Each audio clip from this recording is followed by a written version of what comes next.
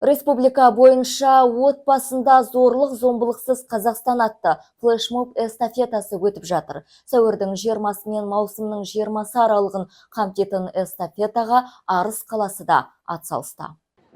Профилактикалық шараның мақсаты қоғамның назарын отбасылық тұрмыстық зорлық-зомбылық мәселесіне аудару, сыйластық қағидаттарын насихаттау, отбасында бір-біріне жәрдемдесу қағидасын және ішкі істер органдарына қоғамдық сенімді нығайту. Осы орайда арыстықтар орталық Әл-Фараби алаңында үлкен флешмоб өткізді. Зорлық-зомбылыққа қарсымыз, отбасы тату болу керек деген бір топ өңір жастары құқық қорғау органы қызметкерлері мен мемлекеттік мекеме, білім беру ұйымдарының мамандары аталған тақырыпта өткен шараны тамашалап пікір алмасты. Зорлық-зомбылықсыз отбасы бақытты мекен деп ұрандатқан арыстықтар шара соңында эстафетаны Сайрам ауданына жолдады.